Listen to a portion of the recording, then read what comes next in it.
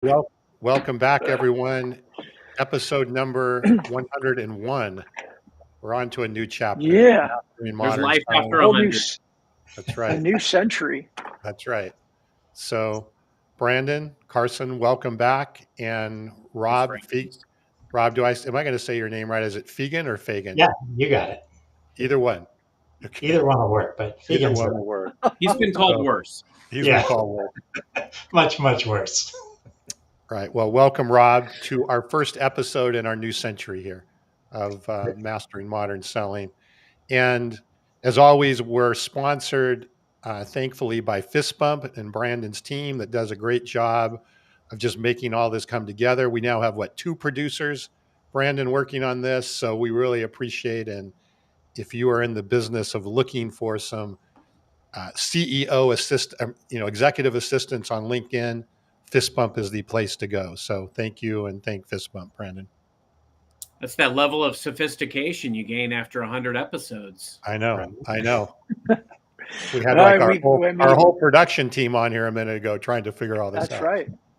Well, and we have some ads going out for the show now too. We're actually getting it paid campaigns, putting money in LinkedIn's pocket, and getting more people, and hopefully the next 100 episodes will grow even faster.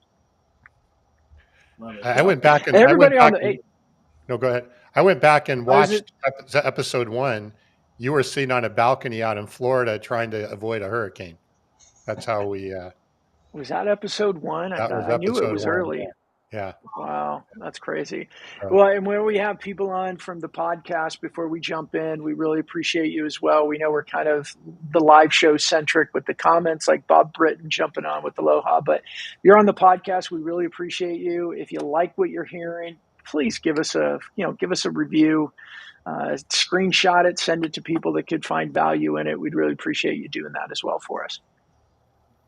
All right. Enough of the commercials. We're going to move on with things here. Rob, welcome. Great to have you. And tell us a little bit we're going to talk today about a subject that I don't know that we've talked about in 100 episodes prior, which is how do you use partnerships as a strategy for mastering modern selling? And in particular, Rob, I know you're going to talk a little bit about your journey working with Microsoft partners and how you do that, but kind of let's tell us everybody, what you do and who you are and how you got into the partnership business. Yeah, sure. So for me, I started off as an individual contributor many moons ago. So I was working in the value-added reseller or VAR community. And when I first started, I was in this company that I could literally sell anything. It was Cisco, Dell, Microsoft. It just had this plethora of products in there. And so for me, that was the very, going back 15 years, that was the very first introduction I had to Microsoft. And I quickly realized that is where I want to pivot to. I really found like even in the early days of Microsoft, and Carson will appreciate some of the references to BPOS or Skype and all of those different things that were in the early days. And for me, though, it really resonated, and it was what I brought to the customers was I saw so much value in that platform and in the way Microsoft was approaching the market that I really just pivoted my entire career. And so I continued in that sort of sales role for quite a few years. And then back in 2015, I pivoted and started my own company with a co-founder.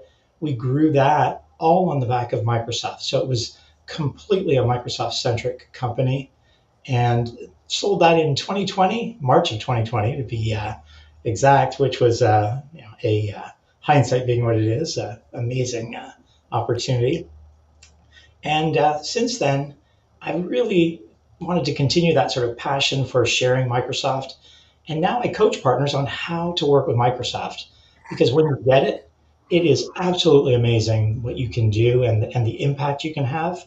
So for me, that is what I do now. Is I work with other founders, leaders, and owners, and help them really understand the ecosystem, how to leverage the ecosystem, and then to use the phrase master modern selling is how to do that with a partner like Microsoft. You got a big fan base too, it looks like, and from the chat here. Oh yeah, look at that. Welcome to Roger and Mohammed from Bahrain. All right. Yeah. Um, All right. so thank you. We I appreciate the like kind words. Rob. I like that. The Microsoft Whisperer. Man, you gotta trademark that or something. Right. Well, for me, it really is a passion now. I mean, I had the good fortune to sell my last company, and now it's really just pouring back into the community, sharing as much as I can, and helping people be as successful with this motion of working with Microsoft. So for me, I just love it, and I'm glad to support folks. So Rob, just so I'm hearing what you're saying. You were a Microsoft partner, or your company was a Microsoft partner for many years, and that was the company you sold. And Yeah, now you've switched over to really taking what you learned with all the years working with Microsoft and helping other Microsoft partners be more successful in the ecosystem. Is that kind of the transition? you nailed it. Yeah, that is exactly what I do now. So I know we're going to get into talking about strategies and selling and things like that, but and obviously Microsoft has expanded, I guess, its breadth of what it does and how it does it over the last few years. What is the advice that you give? What's the biggest advice that you give to a Microsoft partner, and especially if somebody was really trying to start out in the Microsoft ecosystem? Call Carson. Is that the first thing of advice you give? Wouldn't That's the hurt. second, right? It wouldn't hurt. It's the second or third thing I tell them to do. But for me, really, I tell partners it is a complex ecosystem.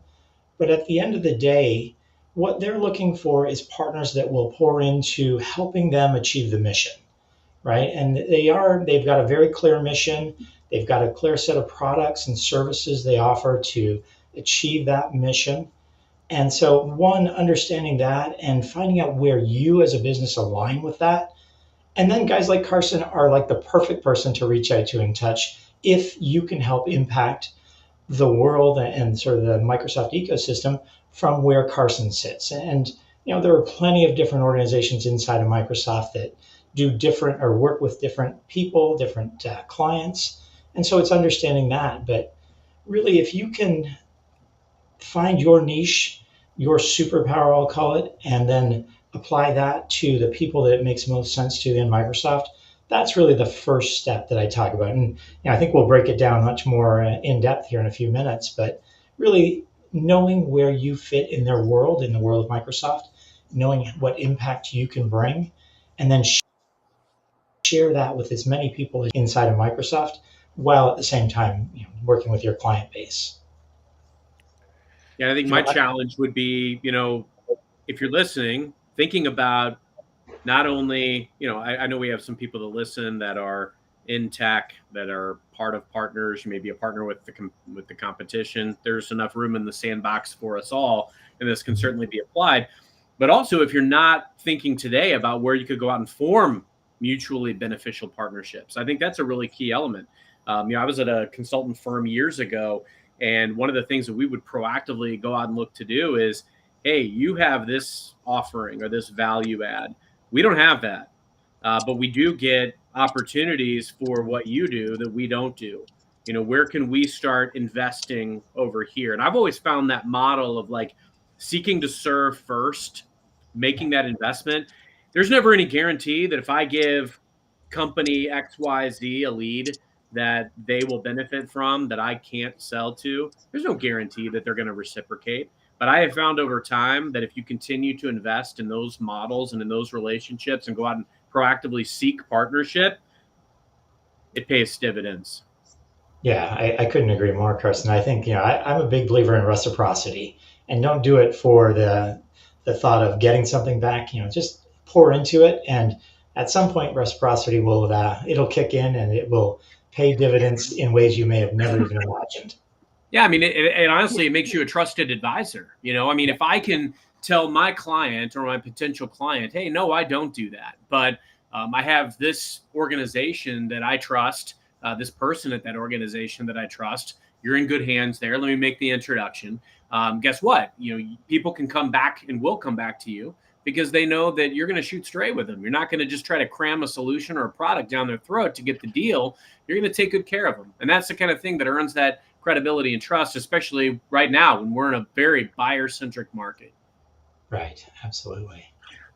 And it reminds me, Rob, you and I did a webinar together, and I want to say a couple months ago. It could have been 6 or 8 or 9 months ago. I can't keep track anymore.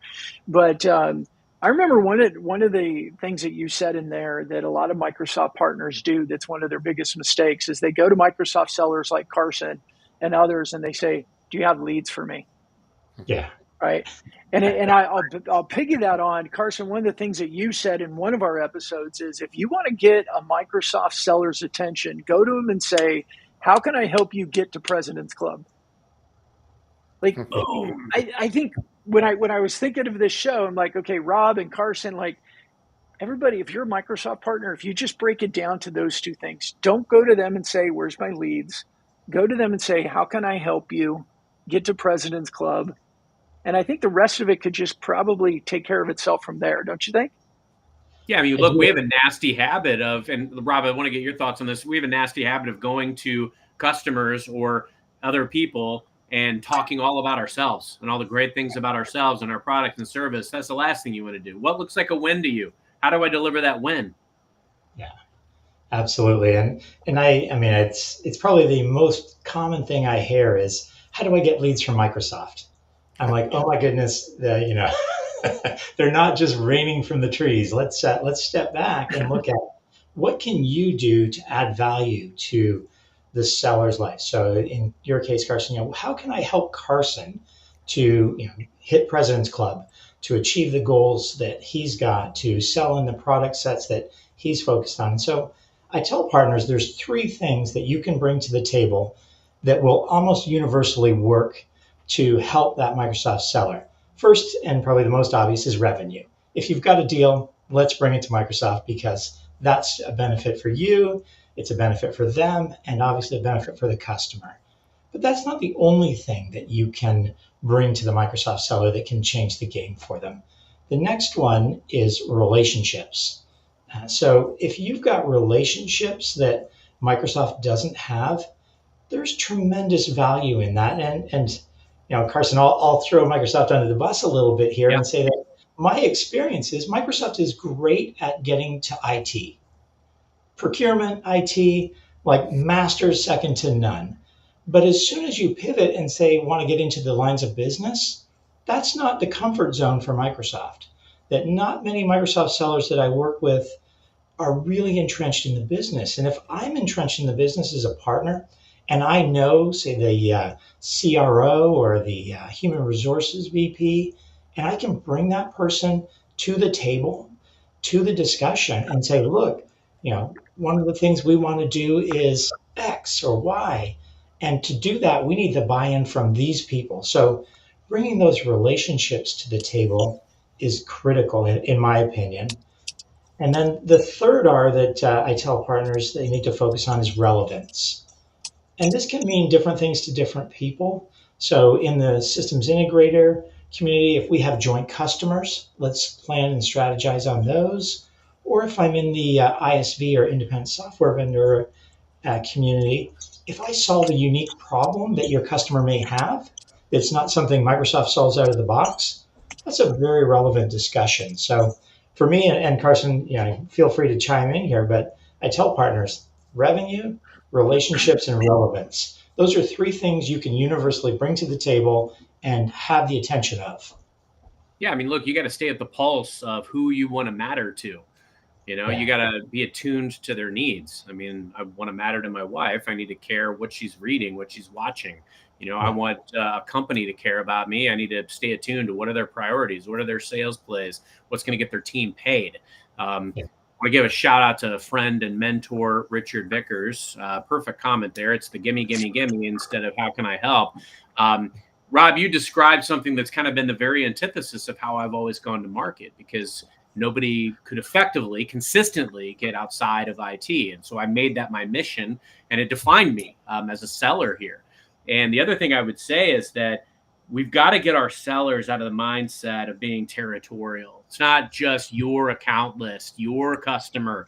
What I love finding is when a partner, and I think sometimes we have sellers that get so put off by the I want a handout approach that they'll shun all partners as a result. And look, if a partner has a better relationship at an organization than I have, then I'm an idiot if I don't go out and find every way I can to help that partner win. Get me out of the way. If I can create this partner as an extension of my sales army that's going out there selling for me, saves me a lot of work and headache. Let me Yeah. go get some funding dollars or some investment, or let me meet with that partner and say, look, what's going to move the needle?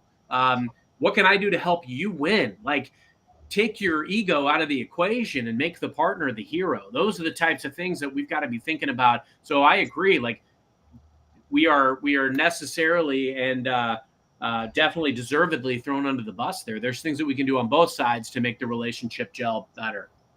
Yeah, absolutely. And I will say on the point of relationships, partners come to me and say, well, I don't really know anybody at the companies they're working on. This is where I take a page right out of your playbook, Carson. It's like, well, as a partner, we can go and we can leverage LinkedIn, find the right people, start to build a relationship with those people.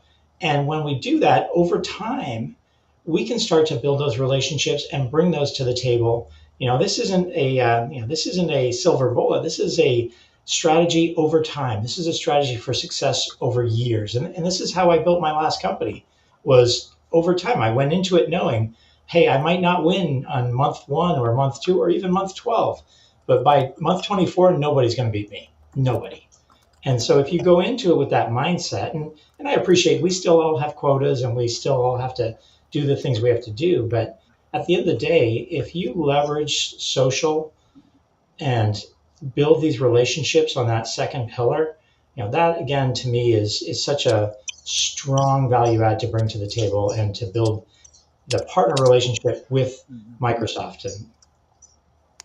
Yeah, and Rob, I was going to ask about that, and maybe it's a good time to transition in because I know you have your show that you do, and Yeah. I believe, if I remember correctly, one of your motions with that is you invite Microsoft team members to come on and be guests on your show as a way to build relationships with them and give back and create a personal brand around you of being the Microsoft whisperer, as somebody called you earlier, that the lens of which people look at you is that you're so connected with Microsoft because of these modern selling motions. What we call modern selling is Yeah. your show, your LinkedIn activity, your personal brand, your reputation. Talk about how you do that and how you coach some of these partners to do that as well. Yeah, it's a great question, and there's so many facets to it. But for me, really, I want people to know what my superpower is, what the thing is I can bring to impact the world, and that for me is helping partners navigate the Microsoft ecosystem. And to do that, I've been very intentional about building my brand around that, about learning everything and anything I can around that topic, continue to educate myself and share all of the things I learn. I have no secrets. There's nothing that you couldn't get that I teach online somewhere. You might have to piece it together over like 30 shows or 50 posts, but for me, it's all about sharing and just pouring all of that back into the community. And I'm of the opinion that you're not paying me for information, you're paying for implementation. I can help you to bring this goal that you have to fruition much faster. You can go get the information anywhere.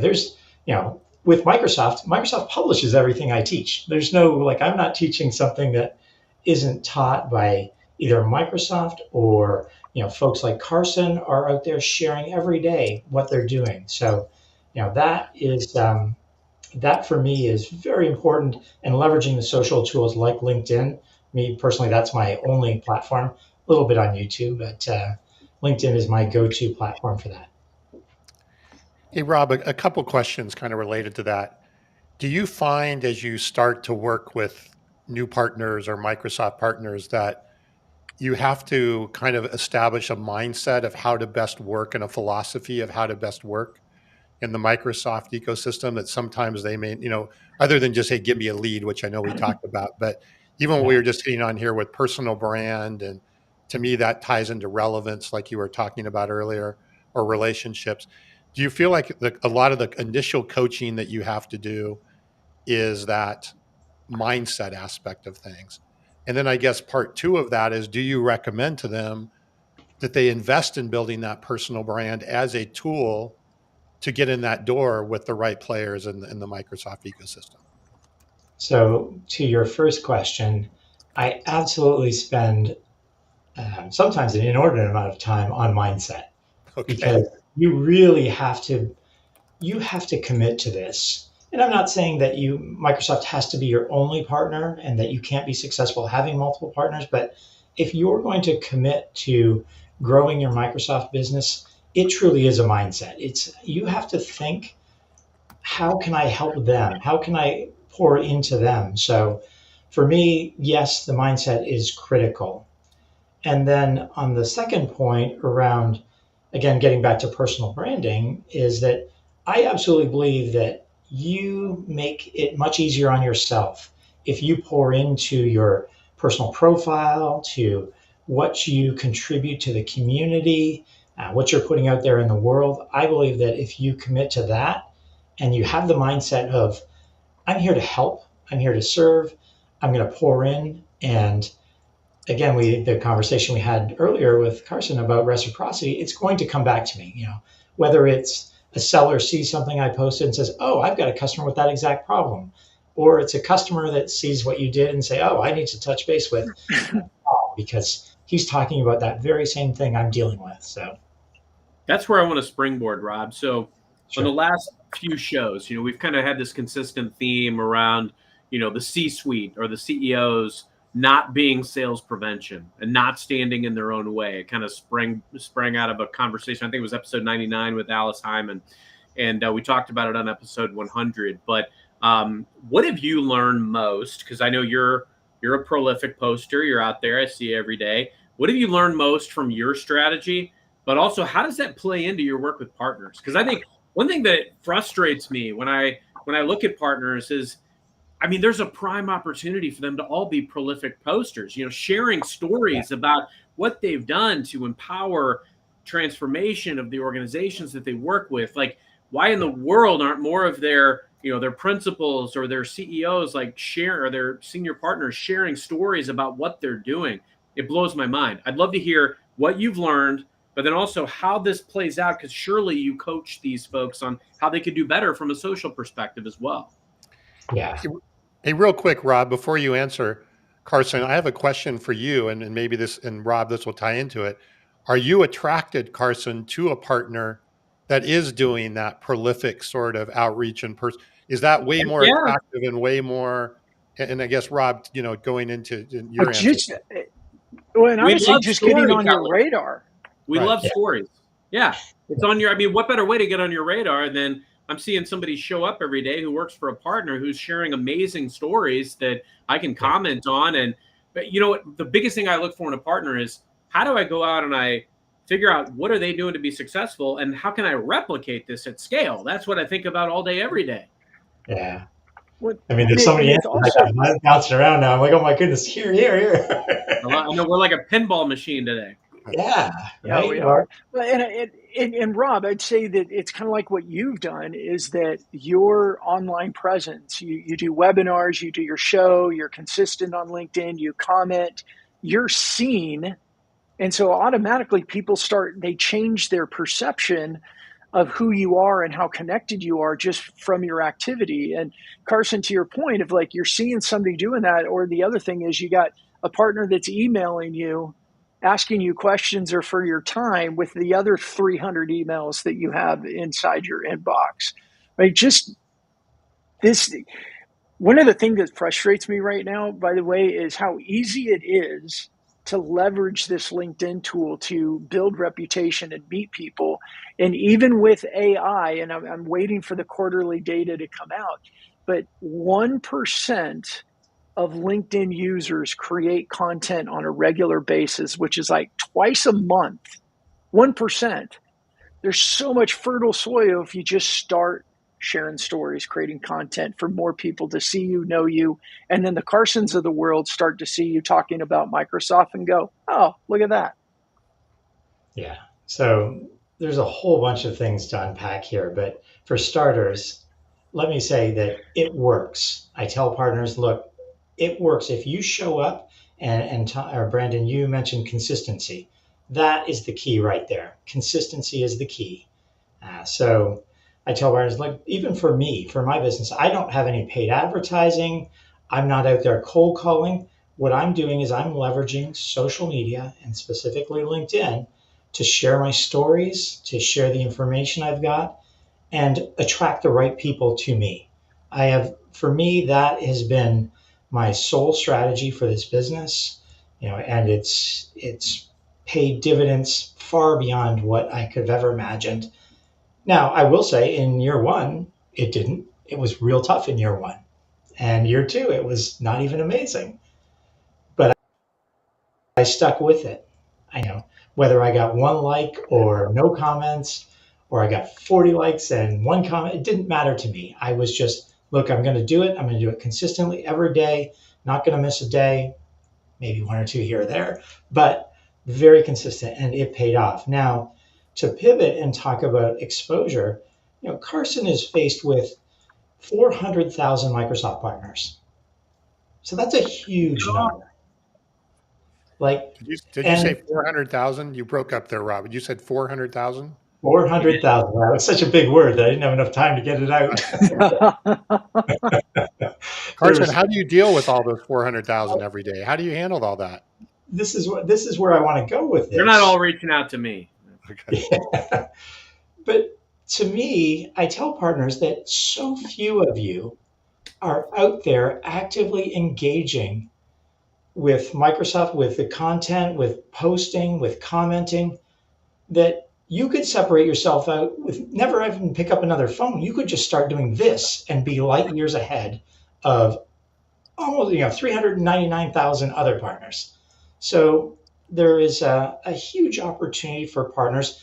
And this gets back to your mindset question, Tom, earlier. People don't have they're like, oh, that's this other thing that people do on the side. No, this is the new way to get to your clients, the new way to get to your prospects. I'm not saying that picking up the phone is dead by any stretch of the imagination, or that you shouldn't do all the prospecting activities. But this, in my opinion, is the more effective way. It gets you more exposure, and it's a bring them to you versus you trying to get to them. So I'm a huge fan of this. I think that any partner that hasn't integrated modern selling and specifically LinkedIn into their sales motion is missing an opportunity to get to customers, missing a huge opportunity to get in front of Microsoft and to establish yourself as the authority in that area. Very powerful mic drop stuff in there. I think something that really jumped out at me, and this is something that we underscore on here too, and you said this earlier about it not being a silver bullet, but let's be real. Like, the first year that I really doubled down on social selling, it was an anomaly. My manager at the time didn't get it. In fact, they weren't a fan of me or my process. And but it was year two, it blew up and went over like gangbusters. It took understanding why the process would matter and sticking with it and continuing to invest. I mean, that's really all you're doing. That's what social selling is. That's what mastering modern selling is. You're making investments. You're figuring out where's your customers, where's your audience, and figuring out the right way to engage them everywhere that they are. You're meeting them where they are. You're passively educating. You're creating relationships where they wouldn't have existed otherwise. And that stuff doesn't immediately turn into a deal. A lot of us are selling things that have long sales cycles. These don't happen overnight. But if you go out and you fill the pipe, guess what's going to happen? That pipe's going to burst after 6 months to a year. And that's why you got to play the long game. Why do you guys think, and this isn't Microsoft partner related, but it's just as valuable for them as everyone else. Like, if we put a cold calling strategy in place and we don't close a deal in the first week, we don't go, oh, the phone doesn't work. You don't invest and go to a trade show for the first time, go, this is our first time having a booth there, and you get done and go, well, that didn't work. You look at it and go, we got to keep coming back. Like, we're the new guy. We got to keep coming back. But there's this tendency, and Rob, I've heard you use the word consistency. Carson, you talked about the first year it didn't work, about being consistent. Why do you think it is with LinkedIn that it's so easy for people to go, well, we tried it and it didn't work? Because people have what I like to call comfortable ways of failing or comfortable ways of mediocrity. And you're trying a new muscle. It's like if I didn't go to the gym and I went to the gym and I had a bad workout. That's no good. Or I work out for a week and I don't lose any weight and I don't look any better. And then it's, well, that doesn't work. And then I just go back to what I was doing before. We've all been there and done it at various things in our life and in our career. But these things are challenging. It's not easy to go out and prospect every single day. Personally, I'm one of those sick people. I love to prospect. I love to send messages out to executives. I get the law of averages. I know for every 120 messages, I might get one response, but that's what I'm willing to do to get that meeting because I know what I can do with that meeting. But other people don't feel that way. They're willing to just keep humdrumming along, talking to their same old IT and procurement relationships and selling absolutely nothing and bringing home a mediocre paycheck. I'm not satisfied with that. Right. Well, I also think, Brandon, to your question is, I think cold calling and emailing and even trade shows, people think of that as, hey, it's tangible effort, right? And I think sometimes people think the LinkedIn and the social aspect of it is more intangible and they don't feel like they've worked hard enough at it. And so then well, that didn't work, but I can go do something that I can work hard at and get tangible effort. I think there's a element to that. I don't know if you agree, Robert and Carl, but I think there's an element to that. I absolutely agree. I think that people have to recognize it's like any motion. You need to stick with it no matter what it is. And social selling and selling on LinkedIn, it is a process and you have to commit to the process. I'm a big fan of having a strategy or a framework and working that framework. And really, I have this value equation I like to talk about, which is it's value multiplied by time. How much value can you bring over how much time? And the person that can bring the most value over the most time wins every time.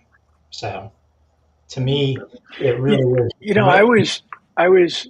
I was talking with one of my old investors from my agency that I launched in 2002, and obviously I wasn't on LinkedIn then. And he was asking me, he's like, "So Brandon, what are you doing? What's this LinkedIn stuff?"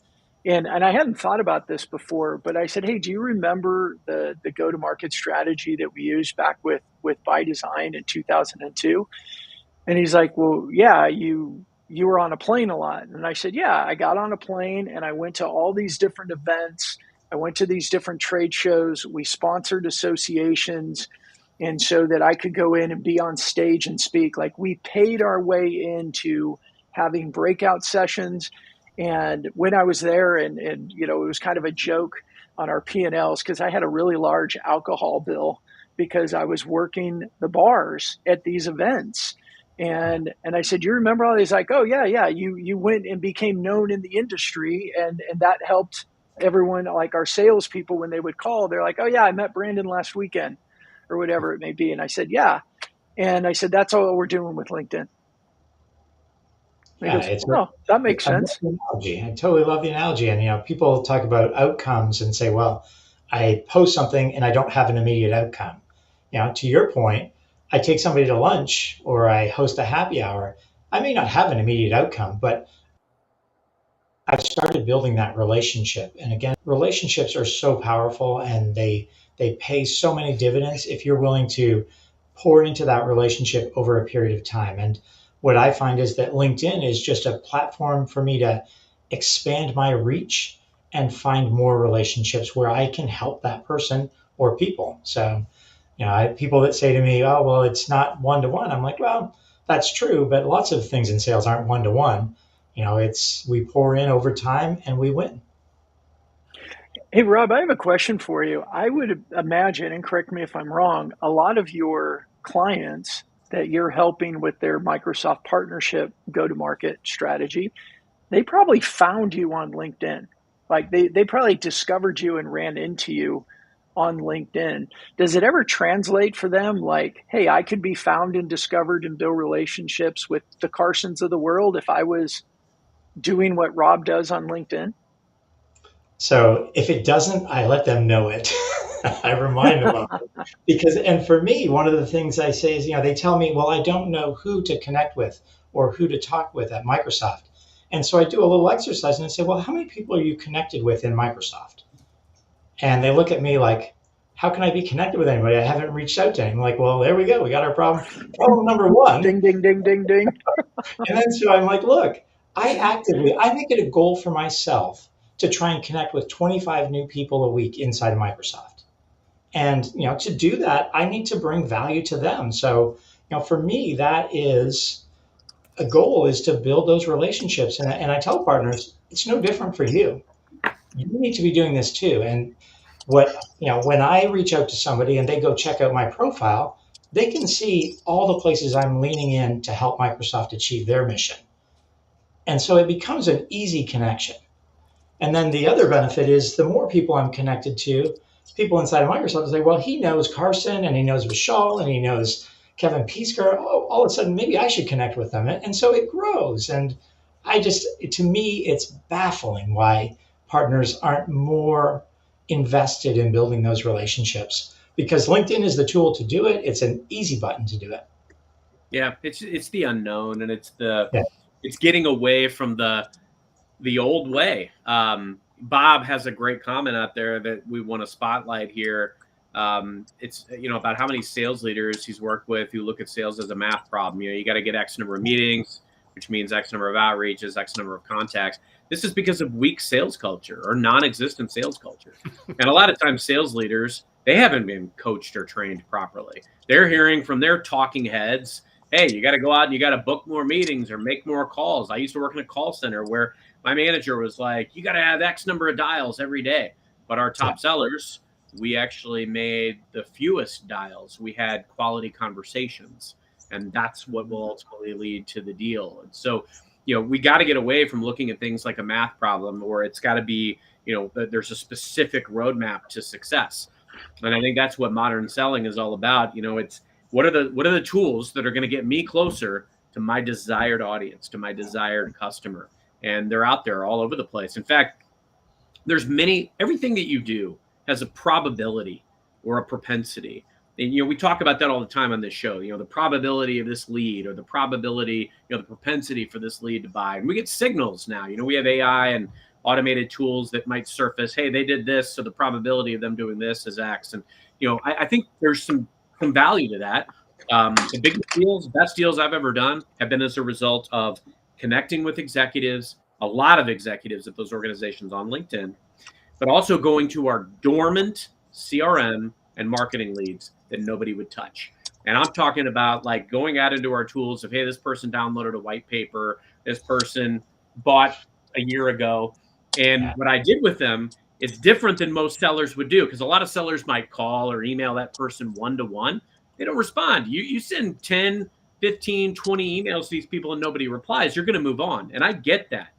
So what I started doing is gathering all these leads, doing newsletters, building community, engaging them with webinars. And that's what ended up working so well. In fact, one of the biggest deals I ever did, I reached out to somebody that had purchased a year ago. And my manager at the time said, don't bother going after them. They wanted this business model that's funky, this purchasing model that we can't deliver. And I went out and took the meeting anyway. And they were telling me, hey, we currently buy through this model. And if you can give me this %, I'll do business with you. And I made a case to my leadership of exactly what I was trying to do. I managed to find a loophole, and it ended up being the biggest deal in the channel that year. So my point is, like, there's opportunity out there. You got to figure out where's your audience, what's the probability and viability, and you've got to invest in all of the channels where your customers are in a meaningful way that is smart. And it's not easy to do. The hardest part is finding balance. Where am I going to invest? Where am I going to spend my time? But over several years of doing it, you get to a rhythm that will work for you. Absolutely. And one of the things that for me is it's important to know who your audience is. And, people talk to me about, what do I post? What do I share? I'm like, if you know who your audience is, just post like you were talking to them. Post like you were just sitting down across the table, having a conversation like we are now. And, you'll speak to your audience if you do that. And To your point, Carson, about the platform of bringing or approaching it differently, like webinars and newsletters, LinkedIn is a fabulous tool to get that information out there, to get the word out about that. And I tell partners all day long, it's like, look, if you're going to host a webinar or have a webinar, that's valuable and important to Microsoft, because I guarantee you that someone in their patch wants to hear about the problem you're talking about. So share it with them. It gets back to our conversation 20 or 15 or 20 minutes ago. Get in front of these people, share this content. And if you've got webinars or newsletters you can share, that's just more value you're bringing to the table. One more thing on this thread, because you got me all fired up. Talking to sellers who work with partners, don't give your partners the garbage leads that don't talk to you or don't ever respond. Give them the Glengarry leads. Give them your high potential leads. Because if you get a partner out there, again, being an extension of you and being your part of your sales army that's out there selling, it's less work for you. It's how you can work smart, not hard. It's how you can orchestrate a situation. I may be the quarterback of the team, but I got to have those receivers that I can trust and get the ball to, and then keep thinking of plays. That's the key element. Put your partners in the game. That's why it's important to find the ones that you trust. For me, partners are people. I've had great relationships over my 10 and a half years here with very specific people. And it's because I knew I could trust them. And, we did things together. We ran plays, they worked. And then I trusted them. They got stuff done. And then I knew, like, hey, if I give the ball to this person, they're going to score. So I'm stupid if I'm not doing that. And that's the mentality we got to take, is develop strong relationships where there's trust and transparency, just like you're developing a relationship with a customer, your partners. You want to invest in those relationships too, and figure out, if I give the ball to this person, they're going to score. Yeah, that's such a great point, Carson. And I think partners sometimes forget that. You're not building a relationship with Microsoft. You're building a relationship with Carson. You're building a relationship with Vishal or whomever you're working with.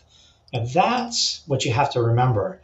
And don't worry about what you're going to do for the entire of the group. Just worry about what you're going to do to help Carson move the ball forward. And that's enough. Then just move forward with that mindset. So Rob, one of the areas we talk a lot about in mastering modern selling is the use of what we're doing here: live shows, podcasts, that kind of stuff.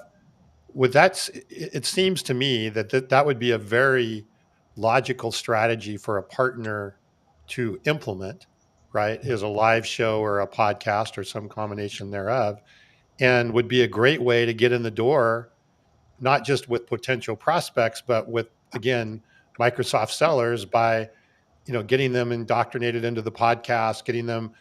It just, again, it's a very valuable, repeatable way. Is that something that you tend to recommend, or is that too much for a lot of those partners, time wise and investment wise, or is there pushback?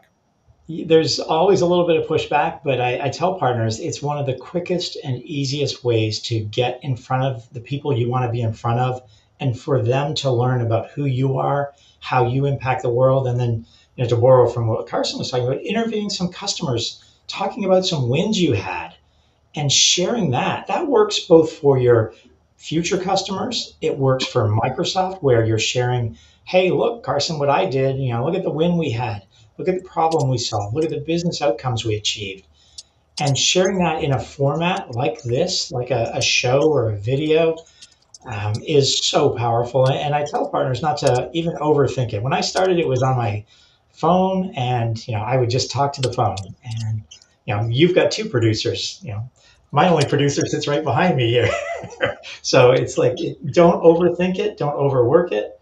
Just get out there, talk to the camera, talk to the person on the other end of the video, and share the story. People love to hear stories, and this is the way. LinkedIn is the way to get that out into the world and share it with the world, in my opinion. Hey guys, can I address to? I've got another message, and I don't know what Restream's doing, but there's a lot of people that are making comments and asking questions that we're just not seeing on screen today.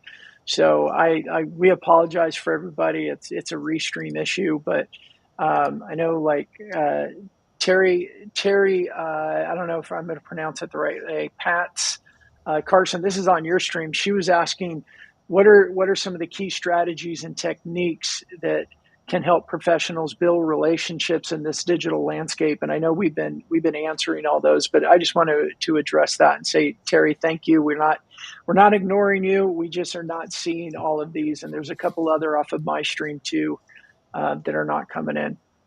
We're also getting LinkedIn users and not names and a few of these as well. Yeah. So, Carson, Yeah, come on, restream.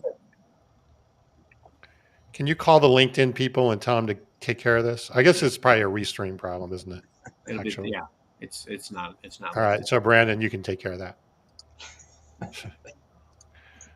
Perfect. Throw it on my plate. What's That's more right. stuff on That's my right. plate? Yeah. Well, you're going to Egypt tomorrow, so we can't throw too much on.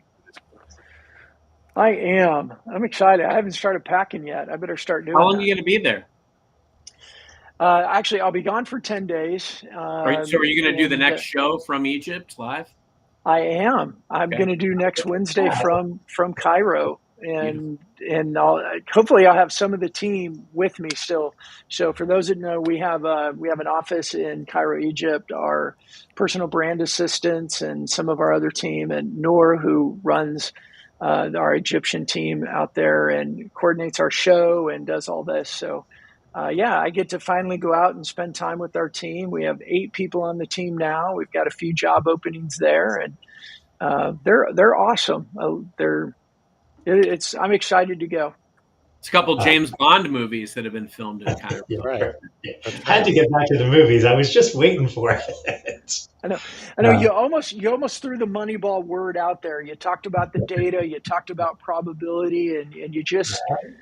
We're shy of using Moneyball, but Carson, before we wrap up, and not to totally change, but looks like you got something new on the wall there behind you that Doc Brown might be. Yeah. Yeah. So my wife got me this the clock tower. So if you look real close, you can see Doc Brown hanging from the clock tower from Back to the Future, and it is intentionally set and stopped at 10:04 p.m., which is when the lightning struck. So. And now I need something for this gap right here. Maybe I should get a picture of like the 3 of us and put it up there, you know? That would be good. Yeah. That would be good. And I do think the wire across the room will be really good as well. Just we were talking about that in the green room in preparation. I had the wire going over to my bonsai tree over here in the corner. So. All right. Rob, I'm sorry you have to put up with all this. He knew what he was getting himself into. He knew. Exactly. So as we kind of wind down here, Rob, what would, again, kind of just to recap, and maybe, if we were a new client or someone was a new client from you and they were really looking to break into the Microsoft partner system, what would be the blueprint or the roadmap that you would take them down, just again at a high level? And I think, and that'll probably touch on a lot of the things that we hit on today. Yeah, for sure. So, in terms of, I'm a big fan personally of having a framework or a strategy that you can implement and you can work against. So for me, there's really 4 components or phases to building your Microsoft partnership. You have to have a strong message, know what you want to be known for, know how to articulate that, and be able to get that message in front of as many people as you can. And that's really where the selling with Microsoft, that second phase is.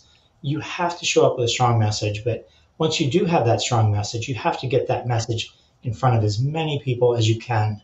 Whether you're territory based or you're vertical based or you're just a horizontal, you approach the market horizontally, find your people inside of Microsoft, and LinkedIn is probably the best way to do that. I don't think I've run into anybody at Microsoft that isn't on LinkedIn, so that's the second of the 2 components. Next is operationalize the tools that Microsoft gives you. So Partner Center, Marketplace, these are all tools that are here to help you grow as a partner. And then finally, understand how to leverage the programs Microsoft puts in place. So there's the concept of co-selling. There's all kinds of incentive buckets you can work from and with Microsoft to drive deals forward. So if you bring those 4 components together and really have a plan and a strategy for each one of those 4, and you execute it consistently over time, you will become what I refer to as a go-to partner for the Microsoft people you can impact. That's really what I tell partners is that it doesn't have to be overcomplicated. Just think about these 4 buckets or these 4 phases, work through them, and then do it consistently over time. And imply modern selling throughout all of that. Absolutely. Absolutely. Yeah, I think that for me, it's all built on LinkedIn in terms of phase 2, which is reaching out. That is 100% LinkedIn. But in each one of the 4 phases, leveraging social is a big component of that. Yeah, I mean, I think it's true. Like, be intentional about what your differentiating factor is, both as a seller and also as a partner, right? Like, Right. what's the unique problem that you're solving, or what's the gap that you're going to solve for a seller? Like, being intentional about thinking about those types of things goes a long way, because again, you're trying, just like any other seller, you're trying to stand out from all the noise. Yeah. You're trying to cut through and really resonate with somebody. Like, what are you going to do that's going to be different? What are you going to say that's going to stand out from all the noise that a seller is going to hear if you're a partner? Right. Absolutely. Yeah, it really is. It's a crowded ecosystem, but it is also an opportunity for you to stand out and differentiate yourself. So I'm a big fan of that, Carson. I think that's the way to approach it. If I were to go to a partner So tomorrow, that would be exactly what I would do when I reached out to any seller. Is I'd say, look, give me your book of business. I'm going to go out and I'm going to prospect the heck out of it, and I'm going to come back and bring you some leads. How's that sound? And here's the other thing though too. I've already built a brand that any seller would trust me to do that, I would imagine. And Yeah. so that's all the more reason why you should build your brand, build that momentum, build relationships, and then go out not looking for a handout, but go out looking to send somebody to club. Yeah. Perfect.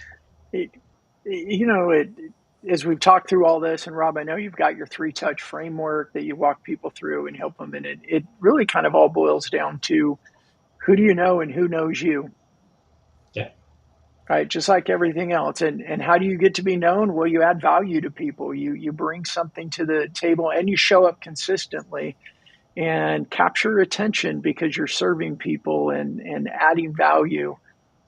Really, what it all comes down to. And in my conversation with my old investor, my former investor, I said, we can do it now every day, 24 hours a day, and you don't have to be on a plane and spend all that money.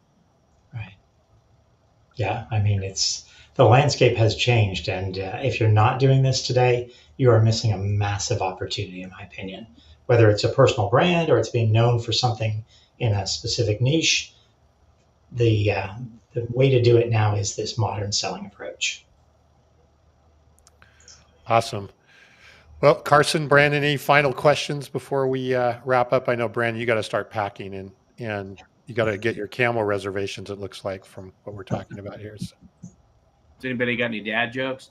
No, I think just kind of in closing, Rob, like if you were, in thinking about even like our non-Microsoft, non-partner ecosystem, what would you say is kind of the biggest takeaway that you've had from working the modern selling process yourself with LinkedIn, with the show? What are some things that people could do right now that would make the biggest difference that maybe they're not thinking about or not doing? Yeah, I think people shy away from it, but building your own personal brand, building that, investing and pouring into yourself and your own brand is probably the number one takeaway I tell people whether I'm talking to an owner, leader, founder, or I'm talking to a seller. I mean, you need to build your own brand. Nobody's going to build it for you, except Carson, or except Brandon. You can build it for them, but they need to invest in that and be known for something that sets you apart from the rest of the world. Because we all bring something unique, we all have some unique skills, and we just aren't sharing them with enough people. So for me, build your personal brand. That would be the number one takeaway. Go do that, and all other things will fall into place. Can I add to that real quick? Because I think their unique brand, it's not that hard, right? Your unique brand is your unique experiences, your unique thoughts, and your unique observations. It's not like you have to go out and create something all new and different. It's just showing up sharing like, hey, we did this one time and this is the way it worked, or I was having a conversation with somebody who had this problem and this is what we talked about. Like, that's unique. It doesn't have to be this like, oh, whole new massive, framework or anything. It's just, and I would say it's even more just showing up consistently, especially because most people don't. Yeah. Oh, 100%. Yeah. The consistency is key. And just being authentic, being who you are. I mean, I'm not trying to be anybody that I'm not. I'm just, this is what I know. This is how I know it. This is what I've taken away from these experiences. Let me share that with you. And that's it. That's as complicated as it has to be. Or as I would simple as think I would think that would be easy for a partner, because why are you a partner, right? You're bringing something oh yeah. special to the table. So just talk about what you're bringing special to the table. And as Yeah. Brandon says, it doesn't have to be any more difficult than that. Yeah. Agreed. And Bob, did you guys see in the comments there that Bob said to check my messages? Let me see if I can pull this off real quick. Let's see. I don't want to open the wrong stuff here, but let's give this a shot. Yeah, be careful. Do you see that? No, we don't see anything. Okay. I thought I shared it. Wait, hold on a there minute. it is. Hold on a minute. You have to let it I have on. to click a button. There, hold on. Yeah. Wow, there you are. There's Bob on a camel in front of the pyramids. Nice. Amazing. Awesome. Nice, Bob. Are you going to have one of those? All right.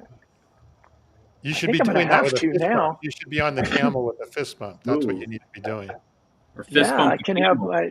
That's right. Yeah, I Careful. don't. I'm out of my. Oh yeah, I don't want to do that. Let's see. I can have my. I can have my fist bump shirt on, and now we have our Oh, fist bump stress balls. I Okay. want Yeah. some swag, man. What do I got to do?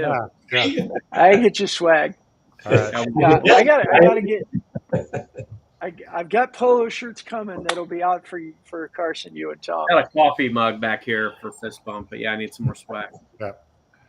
All right, Rob, thank you.